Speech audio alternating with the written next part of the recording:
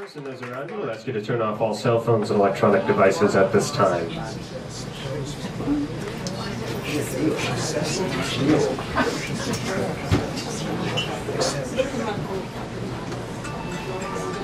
And now, ladies and gentlemen, the Duplex is very proud to present Monday in the Dark with George.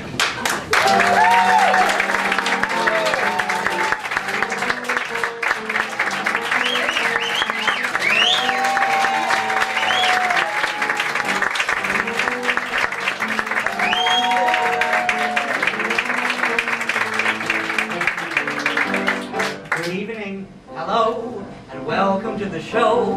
My name's George, I wrote the piece in case you didn't know. And while we take a minute here to check the mics and stools, I thought it'd be a grand idea to quickly review the rules. The theater has traditions which nobody disobeys. And these same admonitions can apply to cabarets. So at the risk of coming off the other side of blunt, we'd like to list the major ones right up front. Turn off the cell phone, keep it on mute. No photographs. No autographs. No vegetables or fruit. Spontaneous ovations may be cheesy and cliche, But if you insist you can't resist, we'll let you have your way. No intermission. No fancy plot. Let's face it, what you see is what you got. so come my dears, unstop your ears, we're nearly set to go. Sit up, drink up, shut up, enjoy the show.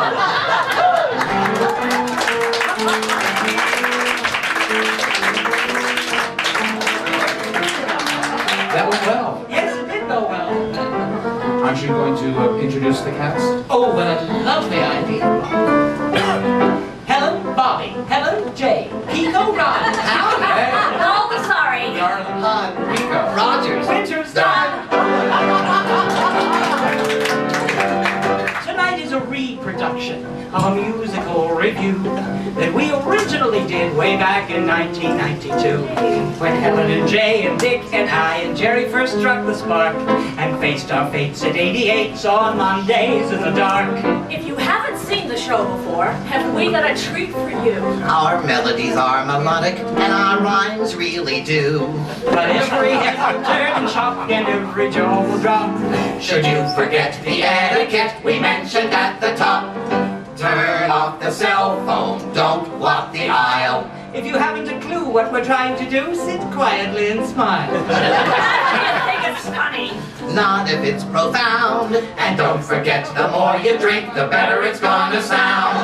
No pinter pauses. No preaching tone. And much more fun than staying home alone. It is verbose, so listen close. Here's all you need to know. We don't need the work and we don't need the bread. We do need the work and we do need the bread. It isn't the work and it isn't the bread. But we wanted to do it before we dropped dead. Hope instead, enjoy the show!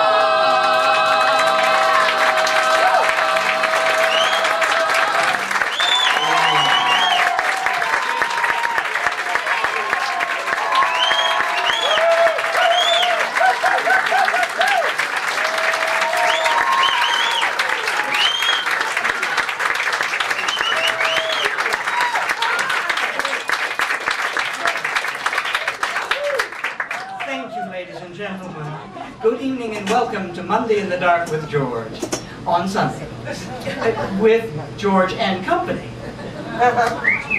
Well, anyway, as the opening number said, this is a reproduction of a review that we originally did at 88 in 1992. Do you have to keep bringing that up already? Every chance you can. We're a little sensitive about it. We're a lot younger. Yeah, that's true. And somewhat cuter. Yes. Oh, I don't know. I think you still have the cute thing going. Oh, What do you wow. want?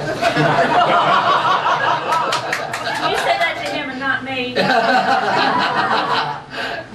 Anyway, back then, our lives revolved around the piano bars. Yes, that's true. That's very true. Like some of us worked in the piano bars. Right, and those of us who didn't work in the piano bars frequented the piano bars. Frequently.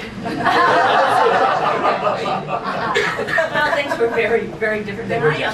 My hair was a lovely shade of black. Mine was big and red and curly. And I was 14. George, that's ageist. The child star, ladies and gentlemen. I'm calling AARP. In honor of my more seasoned co-stars, I'd like to begin with an old Irish ballad. I'm not even Irish. I hate a ballad.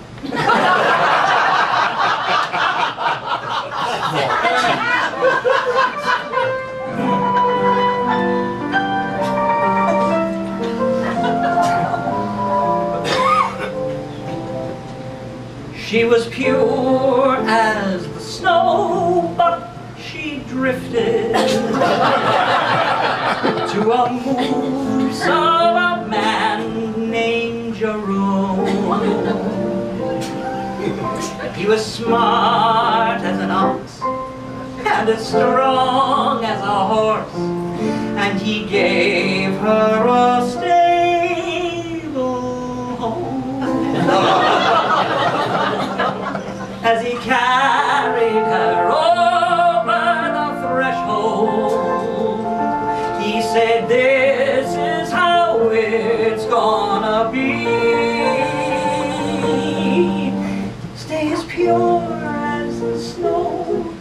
If you drift, don't you know? Not a man's gonna plow ya but me."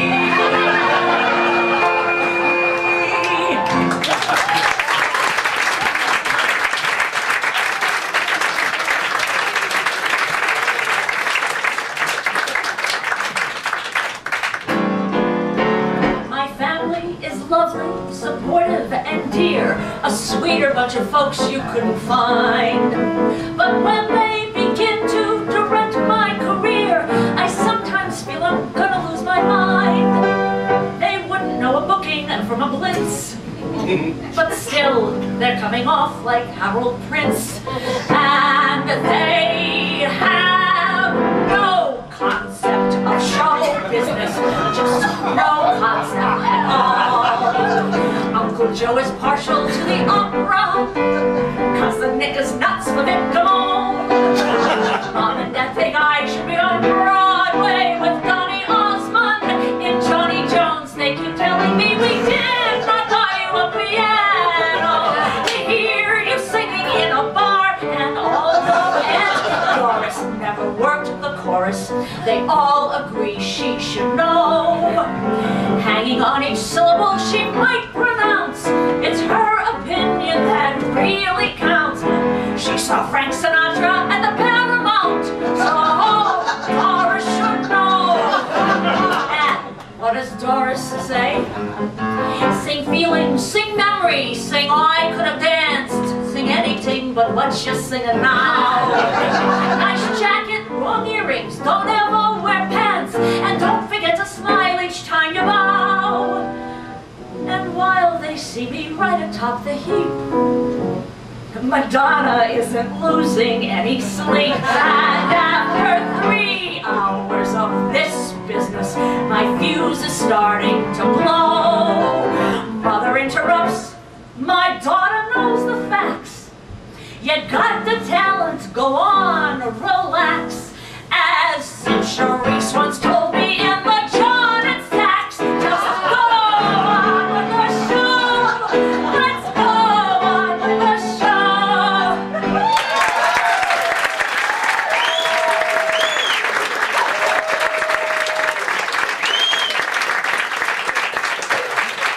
Don't you think I'll have time to know the song? I do.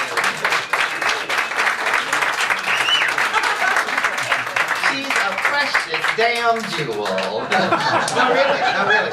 She's the F word. She's fantastic. Fabulous. Phenomenal.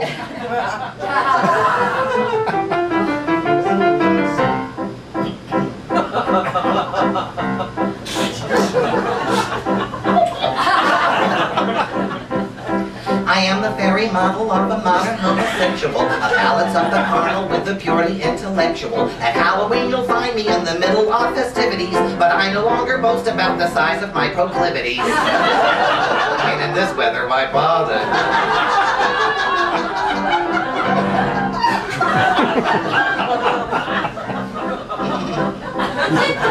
I am the very model of a modern homosexual. I know the Broadway repertoire, both musical and textual. I rather liked Evita, but I couldn't stand the other one. I kissed Mr. Lloyd Webber if he never wrote another one.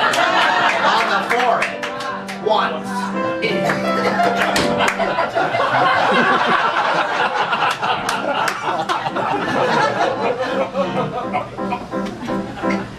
I sometimes wear an earring with a semi-precious gem in it, and when I get emotional, I tend to be effeminate. Don't talk to me of love, I find it totally conjectural. I am the very model of a modern homosexual. I'm a fairy. Sugar plum.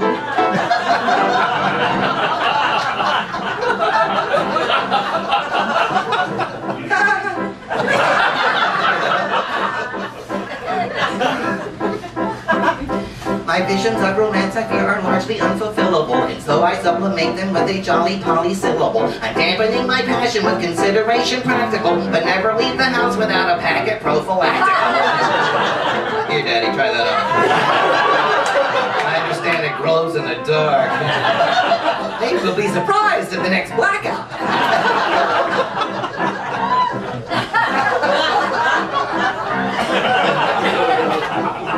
I reveled in the latest revelations, revolutional, that homosexuality is something constitutional. I couldn't help but laugh because I find it oh so comical. I've known for years and years that there's a difference anatomical. I mean, it's as plain as the note.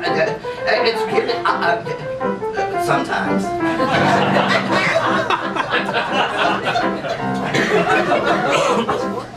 Although I must admit that I am mostly apolitical, I will at times express myself on issues that are critical. At civil disobedience, I'm limp but quite effectual, and say right in their faces, I'm a modern homosexual! He's gay.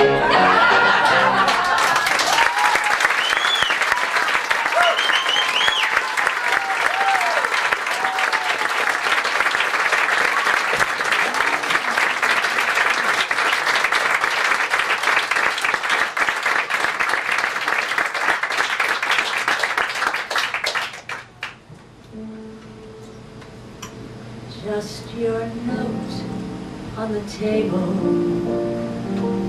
saying thanks and goodbye. And as long as I'm able, I'll attempt not to cry. You broke my heart last night, now you're calling it a day. But you lit up my life in a dim little way. Although Mom never liked you, and Pa didn't care for those guys you hung out with, and that stuff in your hair. You were my shining knight in your silver Chevrolet, and you lit up my life in a dim little way. I can still remember Paris in the spring, Paris in the fall. Honey, would you like to go to Paris? Maybe Paris, but we never got to Paris after all. Just Trenton for a bag of French fries and a meet with Big Sally, who was really quite angry since you lost all his money. So he busted your pinky and we drove back from Trenton, and I set it in plaster. It was plaster of Paris.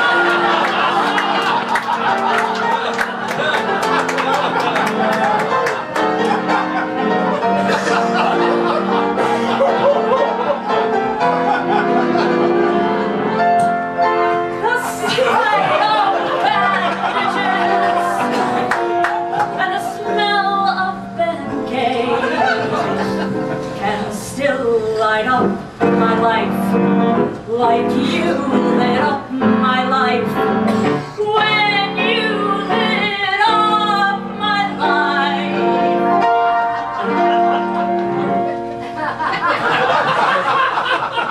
In a dim, dim, dumb, dim, little world.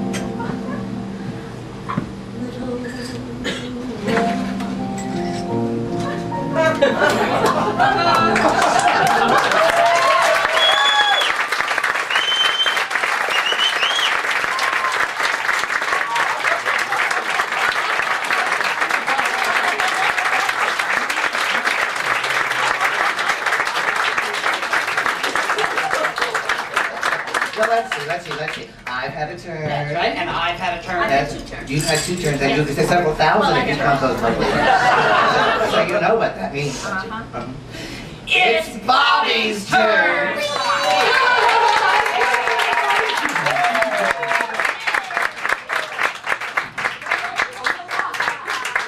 They're very friendly, Bobby. There's a lot. Yes. Don't worry about a thing. Oh, well, then you don't worry about that. Don't worry. Now, you go there. Keep your posture. Good posture. Yeah, right. She's a professional. Good boy. Here's your boarding pass. Enjoy your flight. You ready? No. 1, 2, 3, steady!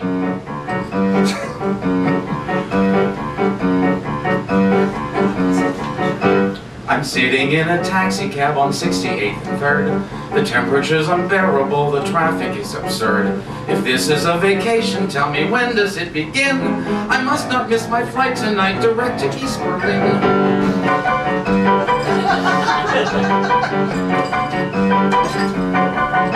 Ever since the wall has fallen, I have had it in my mind to cross the Iron Curtain just to see what lies behind. It's not that I'm political, I thought it'd be a lark to try some Stoli Schneier where the pork and gurken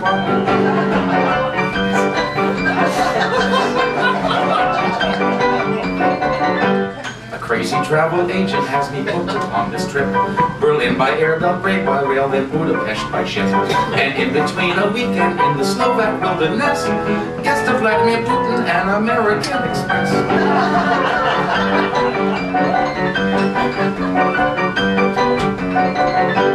I bought a bunch of phrase books and I've studied them a lot. My Polish still needs polish, I am not yet polyglot. Of all the useful phrases I have mastered but a few, like which way to the embassy, the airport, and the loo.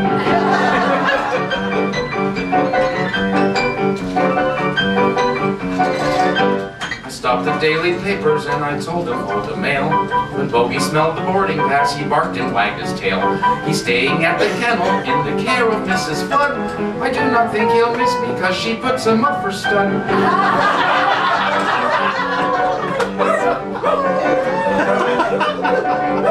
I packed up my valises in a mad frenetic dash. I'm carrying my passport and my plastic and some cash. I cannot wait to meet the man at customs face to face. I've also taken toilet tissue just in case.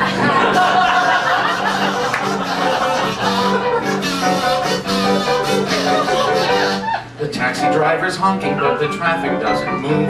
If that would make a difference, who am I to disapprove? To get to where I'm going, I would fall upon my knees. If I could get to Kennedy, the rest would be a breeze.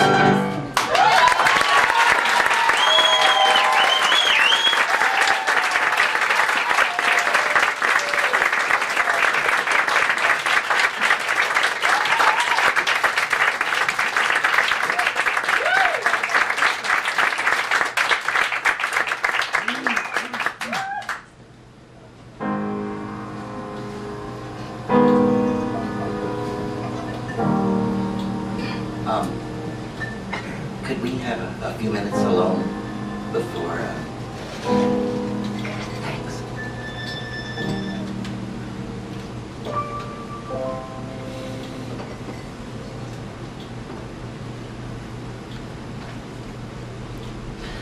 I planned you a marvelous funeral. Your family was simply aghast. For me to suggest as you go to your rest that we send your soul off with a blast. I thought of those dear mariachis who played for us down at the shore. I got the phone number from Joey and Jack, and then waited all day until Peppy called back. They'll do it for scale and they'll do it in black, but they can't even start until 4. I planned you a marvelous funeral to show the whole world how we cared. I really would hate for our ultimate date to negate all the fun we had shared. I wanted to do something different, something I knew that you would adore. You'd smiled at the thought of a Dixieland choir, which I was all set to research and to hire. Till Thursday night you had to up and expire, which blew that idea out the door. I haven't been sleeping well lately, no. My tiny mind's addled and worse. I dreamt that your mother showed up in a saddle with both stirrups set in reverse. The hearse driver's horses revolted at the smell of her phony arpege. She put down the wreath, put the bit in her teeth, and graciously led the cortege. Your father was there in a helmet from the Peloponnesian War. He stood at attention till late in the day, then unhitched Mama from the funeral shay, cried out, "Hi-ho, Sylvia!" and galloped away. I was howling when I hit the floor. Oh!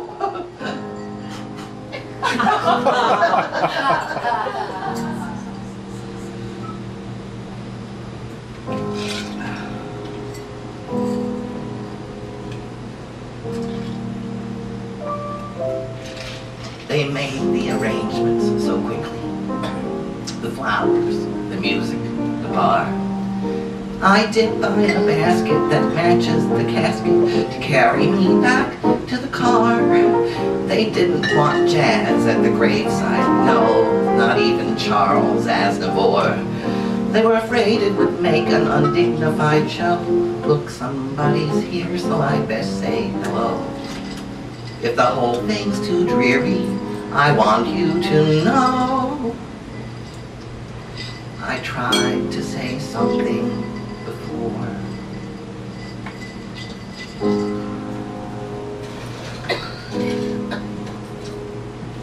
Look alive. We got people.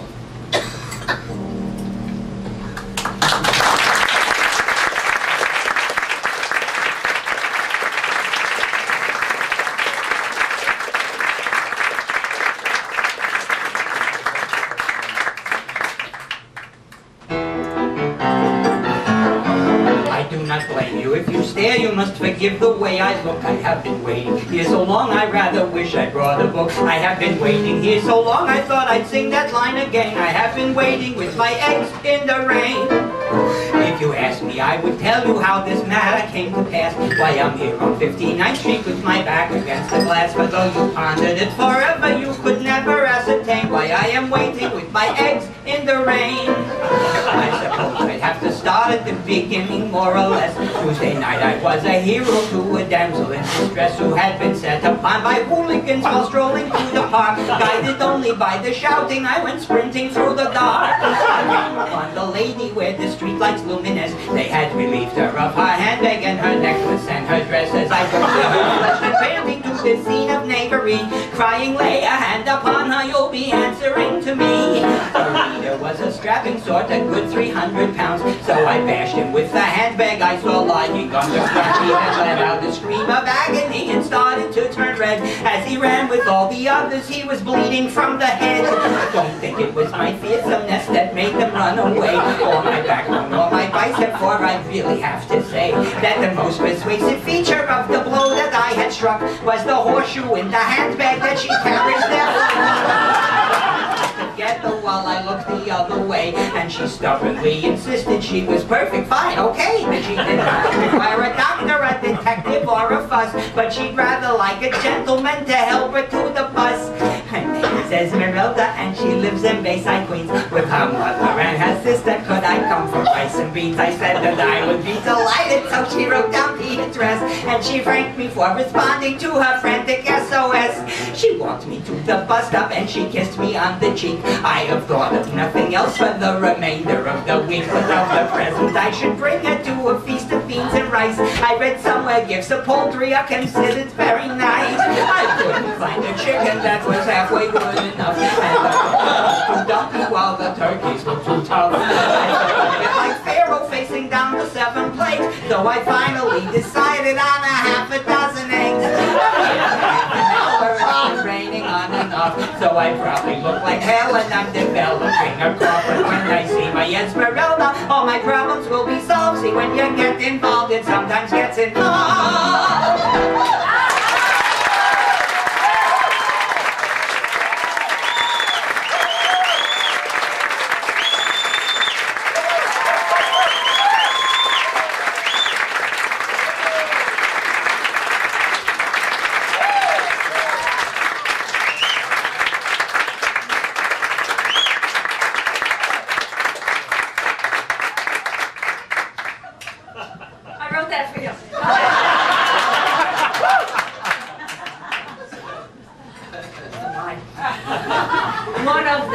Advantages to having George Winters as a friend is that he gives you marvelous material. I told George an intimate story about my family once, and he gave me this song. Every family has one, the sister who can cook. Ours has Aunt Mary, and Aunt Mary wrote the book. The family reunions held at Mary's in the spring. We don't get through the holidays when she begins to sing. Spagliati, pasta, first prosciutto and salami, with mortadella, anchovy, salami, provolone, they said tortellini to Madonna, you're so thin. So pick up a plate, you lose it, wait, it's getting cold again. Tomatoes and olives and mushrooms and capers and arms to diavolo, veal mayonnaise, salsa and bocca and sausage and peppers, and I made your favorite chicken franchise, gnocchi, spaghetti and baked macaroni, ostori, gatoni, lasagna and cheese, sabarioni, spumoni, tutori, scongiati, calamari, you try some of these. Steak, pizza, ola and fresh gorgonzola, eggplant, alla parmesan, salad to good, strega, sambuca, campari, chianti, plus spumante, riosi and fruit. I made a lot of clams, oreganata, risotto and scampi and 4 kinds of wine. I should have made a Palermo, cassata and castigliato, but who was the time? I tell you no lie, I'm not gonna die if you don't have a dessert. Here's a stick of celery, it makes a nice crunch. And you have a fun, I gotta run and start preparing lunch.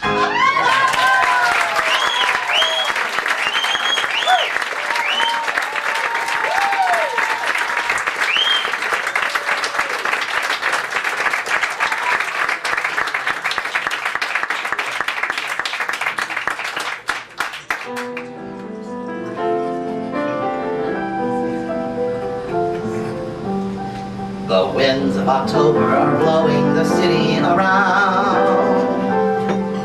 It seems every corner's exploding in color and sound. I'm not really much for Oktoberfest, and honey, I've done Halloween. So all that remains on my calendar now is one singular showbiz scene. I went to the cabaret convention and nobody asked me to sing. That annual gala that's held at Town Hall that keeps most of Midtown Manhattan in thrall, named for dear Mabel Mercer, doyen of us all. But nobody asked me to sing. So I thought I'll sit and enjoy it and see what the evening might bring. With culture declining in various parts, I feel that it's vital to nurture the arts. So the following night I brought all of my charts, but nobody asked me to sing. I heard every damn style you could think of, From porter to patter to swing. Established performers and upcoming stars from downtown and uptown and Beantown and Mars. And I thought to myself, who is tending the bars?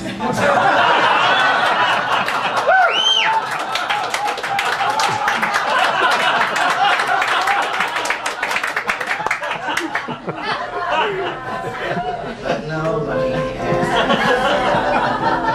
So I sat at the cabaret convention while everyone else did their thing.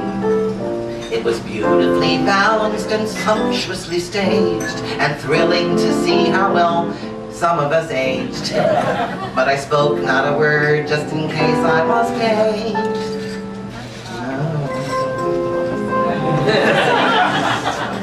So I wandered backstage till I found an old friend who, earnestly seeking to make an amend, made a promise to put me on right at the end. But the end never came.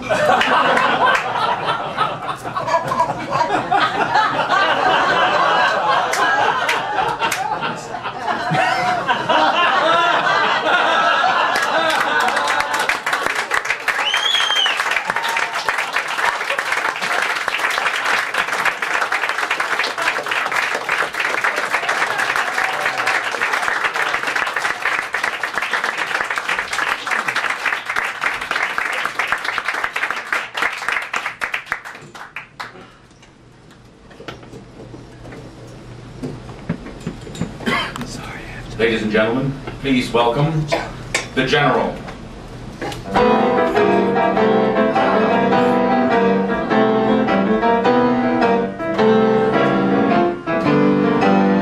Thank you. At ease, man. Ladies and gentlemen, and everyone in between, I want to thank you for that warm welcome. This is our first time tonight in Greenwich. And we are delighted that the Duplex and George have allowed us to interrupt the proceedings for an important announcement.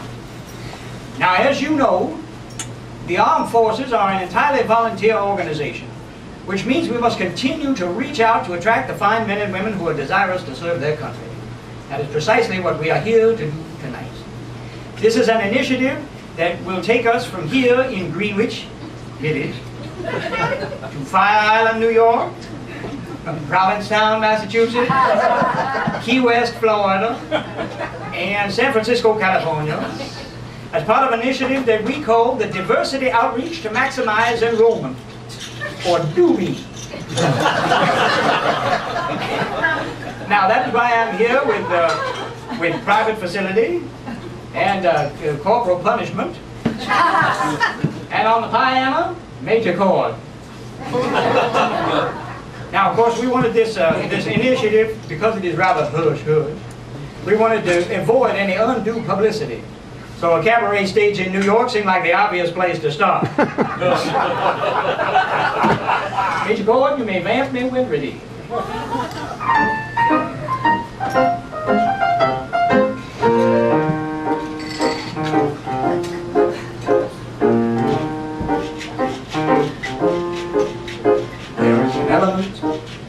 In the government that tries to say that fairies are unfit, implying you're not fearless enough to serve, that you haven't the guts, the balls, The nerve. the enlightenment of this element. I call on all fairies to register right away, to demonstrate it's just a bunch of bunk. We'll show them balls. We'll give them spunk.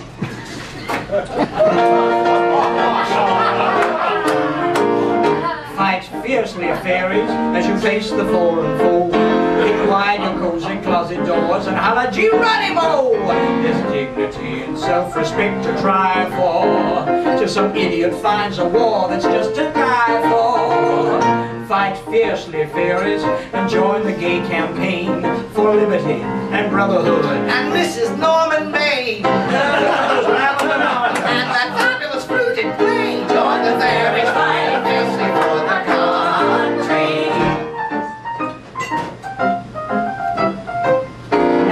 your fighting fairies, it's vital that you mix and struggle not to giggle at the mention of Fort Dix. And if they ship you off to Saudi Arabia, it's prudent to stay upon your best behavior. You'll learn the latest weapons and exciting new techniques for knocking out nasty Nazis and subduing savage sheiks. So then if you do have to kill a man, it won't take weeks and weeks. When the fairies fighting fiercely for their country. My fine ferocious fairies, I'm sorry to say, my dears, the first thing you must battle is the whole battalion's fears. Now nobody's comfortable right away, it might take quite a while. Screw your courage to the stick in place and smile, smile, smile. Fight fiercely, fairies, but avoid the smirch of shame. The Marines may look for a few good men, but don't you try the same. Oh, think of your forefathers perishing in some cursed place. Oh, think of how you got forefathers in the first place. See the fairies on the march, they're beautifully free and brave. Row upon row as off they go, it's just like a permanent wave. With all of the wax and sleeves and slacks, so none of them has to shave. They're the fairies fighting fiercely for their country. And how he stands so proudly as the stars and stripes unfurls, with a hint of a tear seen there and here, blinks back through a toss of curls. They're such a sentimental bunch, and you ought to see the girls. They're the fairies fighting fiercely for their country.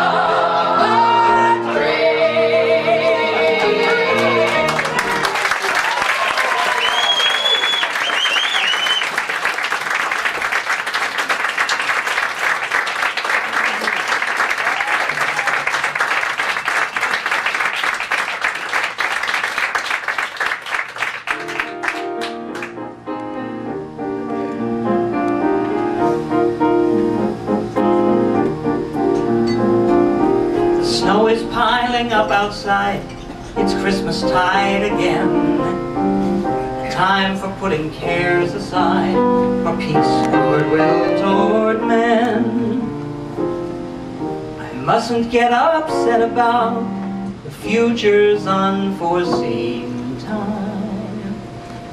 What is to be is yet to be, so darling, in the meantime, I've spoken with the neighbor boy to shovel off the drive. If it's not done by Thursday night, I'll skin the kid alive. He's asking $20 for what he used to do for fun. I know the feeling, but it must be done. I thrive on spontaneity, you never like surprise. This year we'll do it your way, crossing T's and dotting I's. It's such a busy season with so many things to do, but proper preparation gets you through. The ham is freshly ordered and the wines are on their way. You gotta do that early, so it's here by Christmas Day. I thought I'd keep some handy just in case friends come to call. You can't just leave them standing in the hall. I don't think I'm gonna cook this year, I know that's not like me, but honey, I'm still out of breath from putting up the tree. It took me half a day of sweat to get it in the stand, but now it's even better than I planned. I put on every ornament in every single box, except the European ones that you said looked like mice. I almost stuck them on, but thought I'd better keep it clean. You don't want guests to get all red and green. The Christmas cards and letters are all stamped and in the mail. We got a card from Beauregard, he's finally out of jail. I sent him one right back with best of luck from me and you. I hope that was the proper thing to do. Oh mercy, look what time it is, it's nearly 10 of 8. I plan to go out caroling, they'll kill me if I'm late. I've got to get my gloves and hat and all my winter gear. Tonight I'm gonna belt one out, so even you can hear. My friends will understand it if I get a little blue. I never planned on Christmas without you.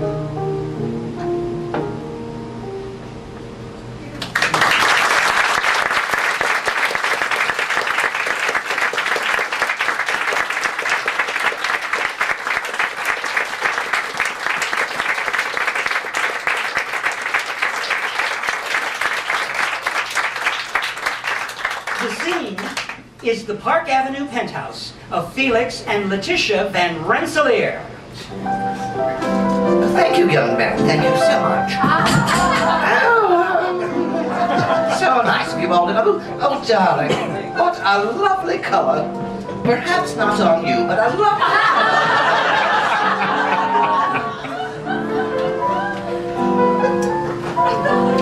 it. Congratulations on another spectacular cocktail party, Mrs. Van Rensselaer. Dear Booby, you do say the most accurate things. Booby, I've known you so long, well, how shall I say this? I feel as if you're almost a member of my own staff. Thank you, Mrs. Van Rensselaer. Now let's have no more Mrs. Van Rensselaer. Call me Sissy. Everyone does. You know what that means, don't you, darling? That means you can too. Thank you, ma'am. That's better.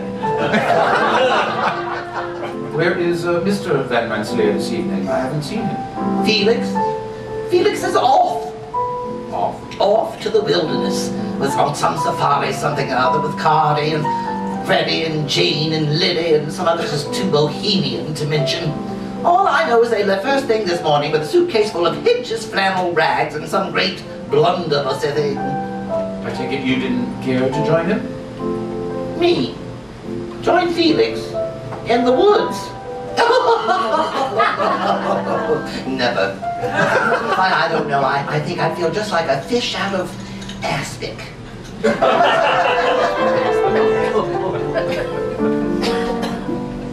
Paternal grandpapa adored the wild and open spaces, exposed to nature's dangers by the score. And though I haven't got his grit, I have acquired the graces essential for those beastly yacht club weekends at the shore.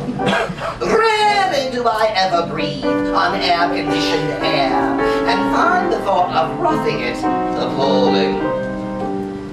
Grudgingly, I ventured to Bristides for Brienne last month when Lucy left us to pursue her higher calling.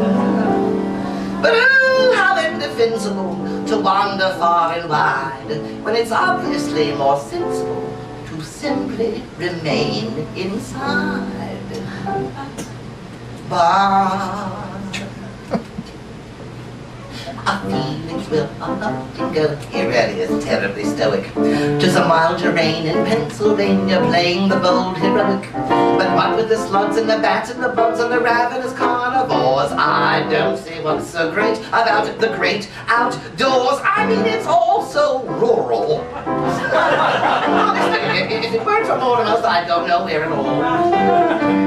He loves to stray on some holiday to some mountaintop auberge with only an axe and a ton of snacks and a gun-toting concierge. Call it trite, but I find that I'm quite content with the color brochures and baffled by what's so great about the great outdoors. He rambles on about wanderlust as I just sit and grin. There isn't a thing I would want out there that can't be ordered in. I did see this tiger kitten once, as cute as any button, that Bobby Chase kept at a place on 54th and Sutton. He slept on the bar and sprayed the Bryn Mawr and ruined the parquet floors. Well, they finally had to send him away to the great outdoor. It was truly heartbreaking. He had the sweetest little face. Most extraordinary tale. It's really only rational and more sophisticated for one to inhabit the habitat to which one is habituated. Climbing a peak may seem awfully chic to Groton sophomores. Oh, honestly, what's so great about the great outdoors and the clothes that one is obliged to wear, those dreadful shades of green. I do very well in mauve Chanel, to hell with LL Bean. He claims it's transcendental, this meandering willy-nilly, which is not only monumentally dumb, but incidentally silly. If it's healthy for one to stay out in the sun, then where are the dinosaurs. Oh, really, what's so great about the great? You know you don't have to take my side as long as you stay on yours. Go off and have all the fun you would like in the great out. Booby. Yes. Do you know why bears fornicate in the woods? No, ma'am. Why do bears fornicate in the woods? Because they're filthy, just like the great outdoors.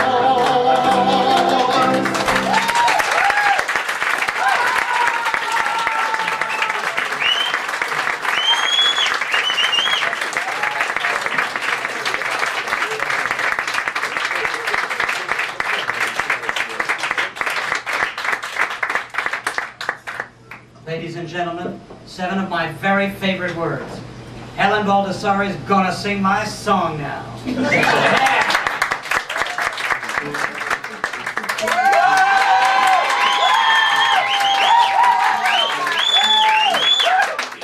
to my tender little story. And although some of it is myth, it's mostly fact. It is the fable of a girlie and her glory. She loved the whole wide world, and yes, the world loved her back. She was Miss Hattie Flynn, a chick from old Chicago. But now she's known from Terre Haute to Tokyo. Known as the girl who put the sin in Cincinnati. And the O in Ohio. She started early. She's doing 2 days, but only 7. And by 11 she'd already learned to mug. They were amazed and Nacogdoches cause the brat was so precocious. Mid the spotlight and the roaches, Hattie caught the bug. She had the body of the act by Corpus Christi. And she added extra stuff in Buffalo. So by the time she finally got to Cincinnati, Hattie stopped the show. It wasn't easy cause she wasn't quite an overnight sensation. Oh my dear, she nearly bombed down in Bombay. She hit it big in Little Rock. There was a line around the block and all the trade in Pago stayed to pay and pay and pay. She didn't know how much to charge in Argentina, but she collected lots of checks in Mexico. She showed them how she put the sin in Cincinnati, but the O in Ohio. And did you know that she went crazy for a punk from Punxsutawney? While he was working as a waiter in Kuwait, he promised her that they'd be heading for a wedding back in Reading. The idea was twisted, but the guy was straight, but not so straight he didn't leave her at the altar. Just left her sitting there right on her fat trousseau. Here was the girl who put the sin in Cincinnati, now singing "Oh Sole Mio." Let's go to Italy, where she really left them screaming in San Remo. While in Palermo, all the people did was stare. But folks, you should have heard them holla at her opening that La Scala. They threw lira, they threw dollar, they threw out the act that followed her. Just picture several thousand wild Italians, right from the orchestra clear back to the back row. Oh, yelling "Ego Billy Raga" to the Cincinnati Bravissima, Ohio. Some nights were different. She was perfectly bored in Bora Bora, but not as bored as she'd been bored in Borneo. And I hear tell in Tel Aviv she did the hora. But when the men got up and danced, she said, "This ain't my kind of show." Then someone later on, she made it to a Seder. But if they ever will recover, I don't know. Cause when they asked this Irish hooker to get up to lead the brooker, she said, "Holy Toledo, no, no!" Now she had tried so hard to make an honest living, but there was nothing honest that the girl could do. She lost a bundle in her bar in Barcelona. She couldn't make $2 in Timbuktu. She was a failure as a locksmith in Key Largo. And then she even tried to sing in Singapore. They said, "We caught you the Latin Cincinnati and Hattie, Singapore once more." Although she didn't have a passable soprano. Oh no, she never sang Aida, that's a myth. But one night playing in a honky-tonkin' Plano, all the patrons were amazed at how the gal could hit a fifth. But it was nothing like she tied one on in Taiwan, or like she banged him back in Bangor on the sly. Hey, when she worked suburban Durban in a turban sipping bourbon, New Year's Eve she drank the Tortugas dry. And then they heckled her a mass in Massachusetts. What a pity. She kept a jury in Missouri wide awake all night.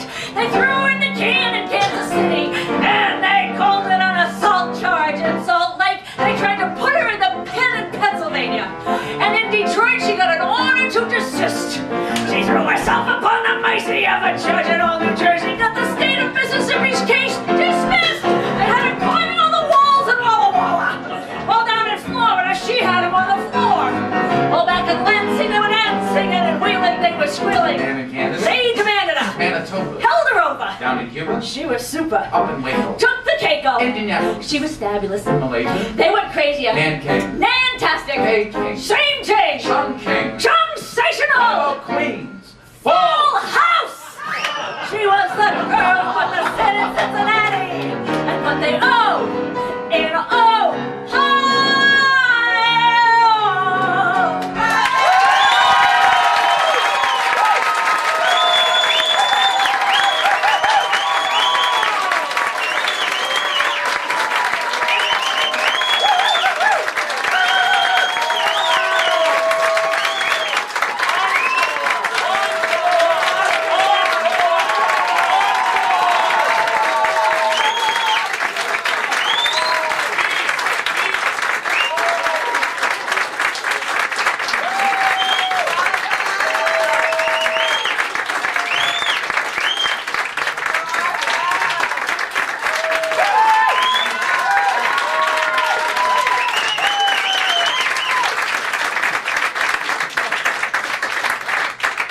Thank you, Helen. That was real breathtaking. Notice how I bring a spare just in case. You know, a lot of people ask me where my songs come from, and I'm just so glad they get here most times. I don't have to. But they can come from just about anywhere, and I'll give you an example. I was coming home early one morning, late one night. And we're almost at the destination, so I tell the taxi driver, okay, that's me across the street. Just go down to the end of the block and make a U-turn and we'll be fine. And he turns back over the partition and says, oh no, man, there's no you. And I think,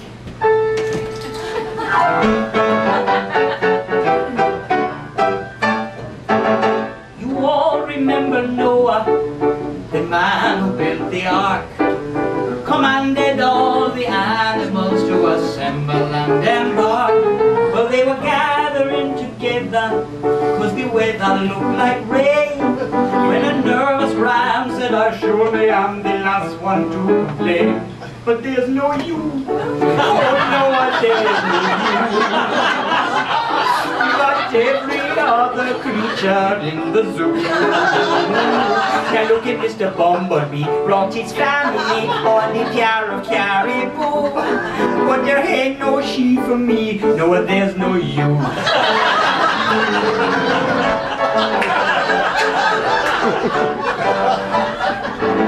The creatures all collected from all corners of the land. Each species has its special place in God's prodigious plan. The cows give milk, the worms give silk, the birds give feathers too. But if you want a woolly sweater, you better not forget to get a you. And there's no you. Oh no, there's no you. So I got no one to walk with to buy to. There's no you. And wouldn't we be mighty fine in that double line right behind the kangaroo? But there's trouble in the queue, cause I haven't got a you. See the penguins wait to be ocean bound, dressed like natural born diplomats. While the wolves is chasing the dogs around, and the dogs is chasing the cats. Now the cats is chasing the mice around, and the mice is chasing the flea. But I've been below decks and twice around, and I haven't found a you to chase me. There's no you, oh no, there's no you. Just a little lamb to Allen will do. She would only come to me for some TLC. I provide and feed you, but we got a big snafu. No, there's no you. You missed the boat, man. No, there's no you. And so I look for a sheep to keep my promise to. We could only come to me for some TLC. I provide and feed you, but we got a bad snafu. No, there's no you. Cha-cha-cha.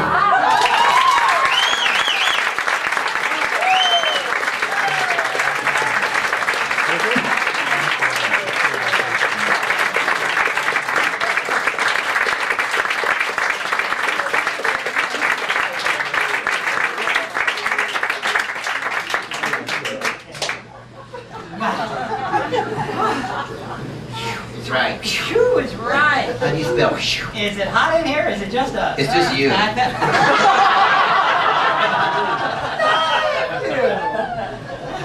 Your check is in the mail. Okay. You know, Jay, I'm just amazed at you know, how good it feels to do the show again. You know, and when I started, they said, "Oh, you know, you're doing a review of your words and music. Well, that's great, but you know, it's not going to get anywhere." And look.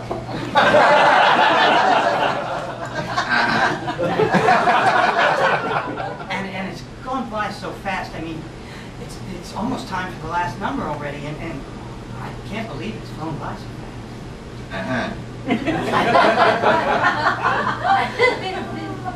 I guess maybe I should have written some more words for the songs. What the hell, are you crazy? I can't keep track of what you've written so far. And speaking of trains, come with us now to track 29 of Brand's Imperial Station in beautiful pre-revolutionary Moscow, where we meet our tragic suicidal heroine.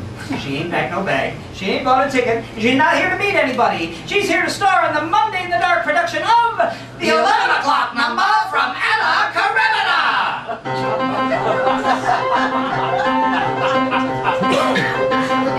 Who's that rushing down the track? Moscow's whispering behind her back. Hey, what's with Anna? That's Lucy Anna. Ooh, Anna, honey, ooh, where'd that girl get all that money? Ooh, Anna, honey, ooh, bet she's up to something funny.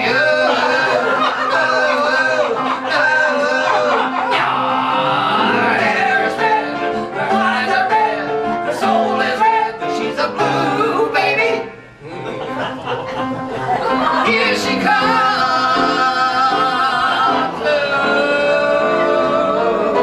The name is Anna Karenina. I haven't had a poke since God knows when enough. Karenin hasn't kissed me since we stood before the priest. We nearly had a war because he didn't want a piece of Anna Karenina. I dyed my hair a lovely shade of henna. But when the guy you're stuck with is a stiff made out of starch, there isn't much you wouldn't do to smooch with Frederick March if you was Anna Karenina. I know I sound like some comedian and my life has been a nightmare full of misery and pain. I tell you all about it, but I gotta catch a train. Gangway for Anna, bye-bye from Anna. From Moscow, USS. Tough luck, Karenin. From Moscow, USS. Farewell to Vronsky. From Moscow, USS. Tata Tolstoy. From Moscow, USS. All aboard! From Moscow, USS. Yes, yes, До свидания, Аня.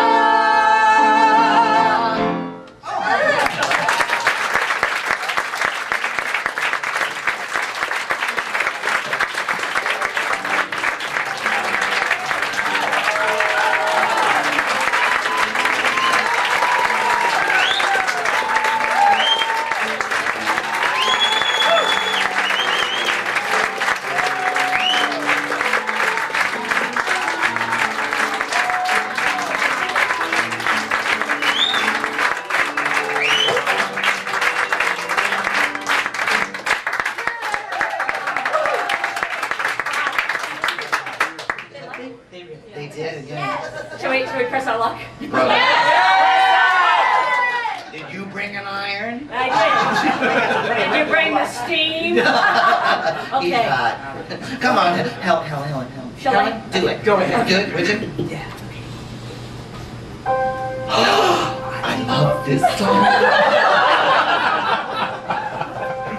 Some say a singer needs a song to sing that's singular and new.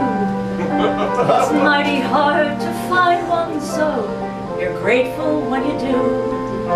You sit and learn each lyric, each lovely little note, and then you put it in your act. And it's the highlight of the act. And so you keep it for your set.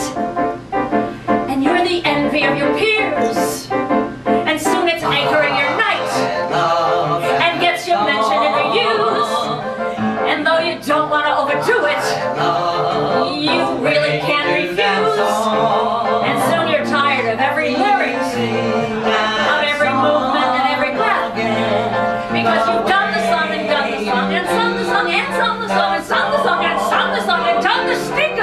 Slow that down. Every night you hear the same thing. Please sing that song again, the one we love so much, the one you sing so well, so much. Please sing that song again, the one we love so much. I haven't known. I know you'll love Please it. sing that song again, the one we love so much, the one you sing so well, so much. Please sing that song we love so much. This one was done by Bobby Peaco. Nobody does that anymore. It has great notes. Let me just try it. Gee, and we got all dressed up. Okay. Please sing that song again, the one we love so much, the one you sing so well. Please sing that song we love so much.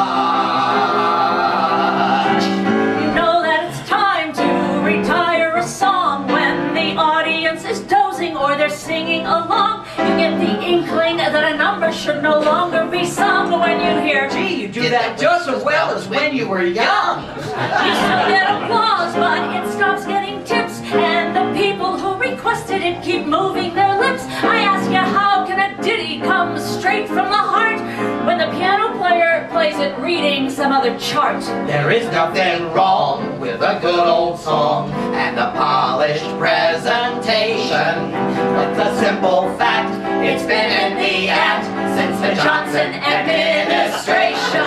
Andrew. After a while, you are gently aware that maybe you have stayed too long at the fair. And don't you find it disconcerting when you lose the surprise? When everyone in town knows that the meadowlark dies.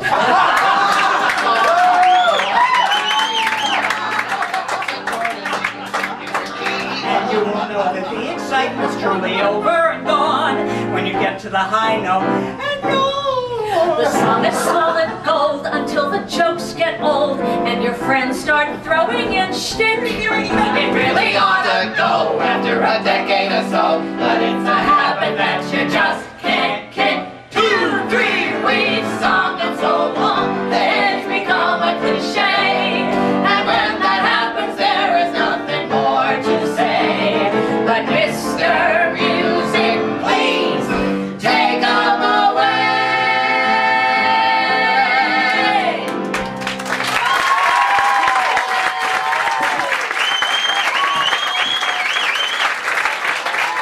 Ladies and gentlemen, Monday in the Dark with George.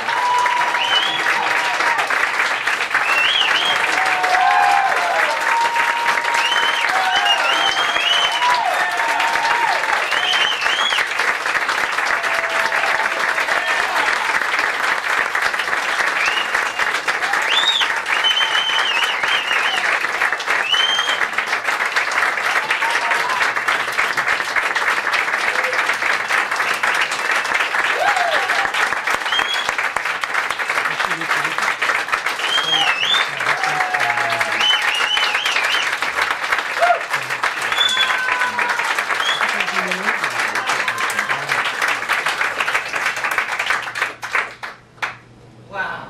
Thank you, ladies and gentlemen. Thank you very much for coming and joining us to spend Monday in the Dark. Before we run off, you know, these shows don't happen by themselves. There are a couple of people that we need to thank. And I'd like to start with the management of the Duplex and Thomas Honeck on lights and sound.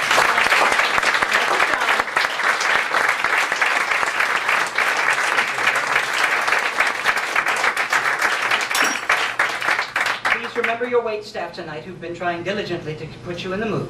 Because the money they make doesn't even compare to the money they don't make. Just leave it there.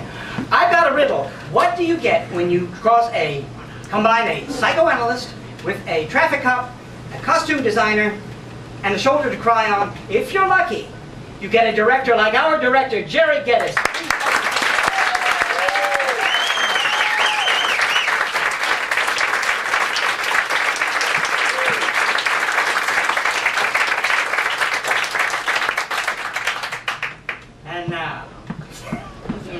My superb cast. One of the advantages of having Helen Baldassare as your friend is that you hand her a song that's kind of funny and she hands you back a masterpiece. Please help me thank Miss Helen Baldassare.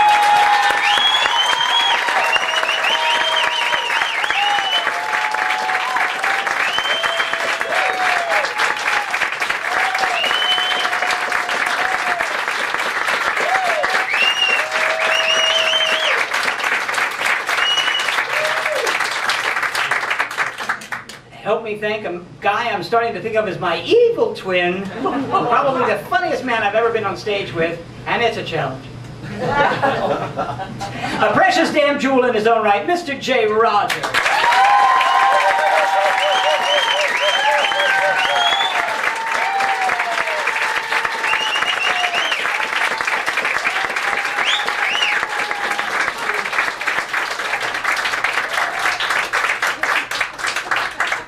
Bobby Peaco is still in the bar business, so to play a show like this at this time of night is a little like running a marathon before breakfast. But he makes it sound beautiful. Mr. Bobby Peaco.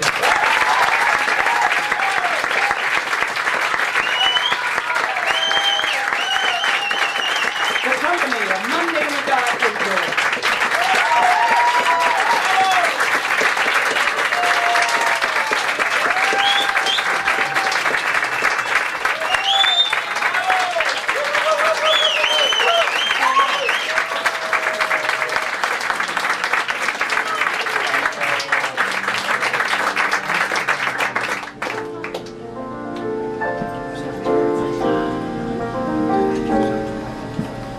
If I knew all the answers to all the vexing questions, like why we're here together and where love goes when it ends, I hope that I'd be able to put them down on paper, to set the words to music and to share them with my friends.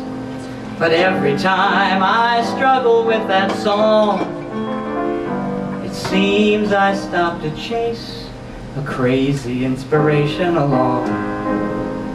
They may not teach you what you need to know,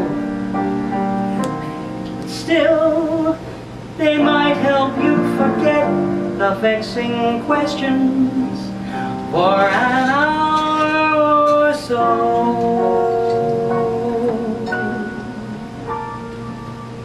You can turn your cell phones on again. Thanks and good night.